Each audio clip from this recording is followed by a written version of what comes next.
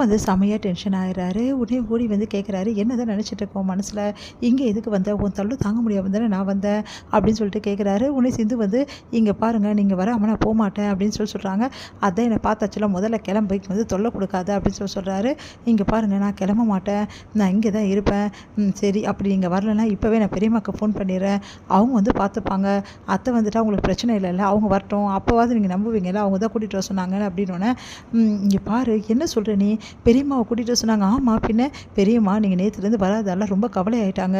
அதனால தான் உங்களை கூட்டிகிட்டு வர சொன்னாங்க. அதனால தான் நான் வந்தேன். ஆனால் உள்ளே கூட விட மாட்டேங்கிறா அந்த ஸ்னேகா கொஞ்சம் நெஞ்சம் வேலையை பார்க்குறா. என்னை உள்ளே விடாமல் எப்படிலாம் பிரச்சனை கொடுக்குறாங்க.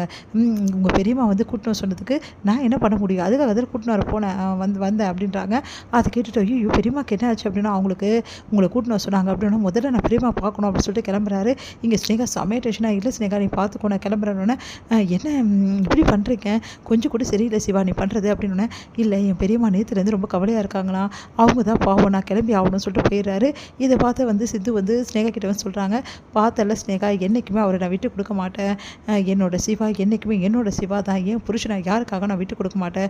இப்போ புரியுதா?" அப்படி சொல்லிட்டு போகிறாங்க. அதை பார்த்து ஸ்னேகா செமையாக டென்ஷன் ஆகிறாங்க. சிவா பார்த்தோன்னு வந்து அவங்க பெரியம்மா வந்து, "என்னாச்சுப்பா, ஏன்ப்பா வரல?" அப்படின்னு சொல்லிட்டு கேட்குறாங்க. "அது வந்து கொஞ்சம் வேலை இருந்தது பெரியம்மா.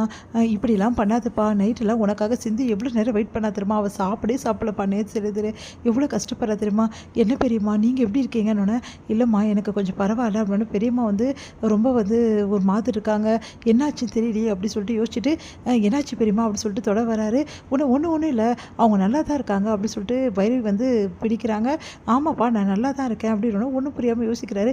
"இல்லையே பெரியம்மா, நீங்கள் ரொம்ப டயர்டாக இருக்கீங்களே." அப்படின்னோடனே, "சின்ன மயக்கம், வேறு ஒன்றும் இல்லை." அப்படின்னு சொல்லிட்டு சொல்கிறாரு ஆறுமுகம். அது கேட்டு, "என்ன பெரியம்மா, என்னாச்சு, மயக்கமா?" அப்படின்னு சொல்லிட்டு டெஸ்ட் பண்ண வராரு. "உன்னை எனக்கு ஒன்றும் இல்லைப்பா, நீ ஏன்ப்பா கவலைப்படுறோன்னே, என்ன என்ன பெரியம்மா, என்கிட்ட சொல்ல வேண்டியதில்லை நீங்கள், ஏன் இப்படிலாம் பண்ணுறீங்க?" அப்படின்னோடனே, எங்கே உனக்கு ஃபோன் பண்ணாதான் நீ எடுக்கவே மாட்டேங்கிறியே." அப்படின்னு சொல்லிட்டு ஆறுமுகம் சொல்கிறாரு.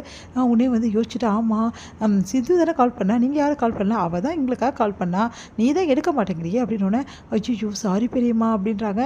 இங்கே வந்து சிந்து வந்து, "நான் நேற்றுலாம் ஃபோன் பண்ணி பார்த்தேன், அதுக்கப்புறம் தான் உங்களை கூட்டிகிட்டு வந்தேன், நீங்கள் தான் வரமாட்டேங்கிறீங்களே." அப்படின்றாங்க. சிந்து, "பாவம்ப்பா, உனக்காக சாப்பிடக்கூட சாப்பிடல. முதல்ல அவளை சாப்பிட சொல்லுப்பா.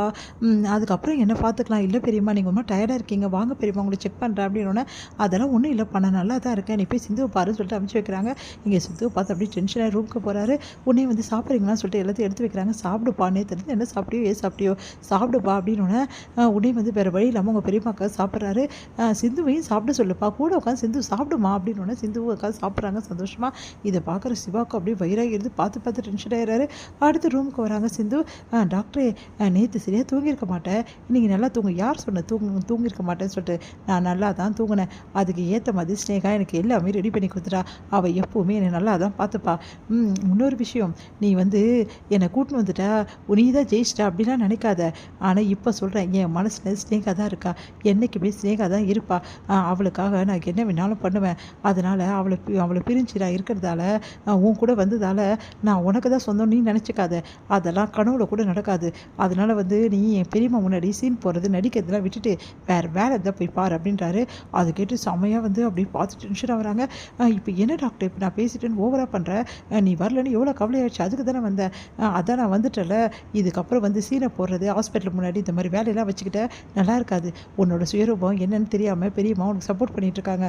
ஆனால் ஒரு நாள் உன் சுயரூபம் என்னென்னு அவங்களுக்கு தெரியும். அன்னைக்கு நீ இந்த வீட்டில் இருக்கவே முடியாது. முதல் ஆளாக அவங்க தான் உன்னை வெளியே தள்ளுவாங்கன்னு." அதிர்ச்சி அடைகிறாங்க.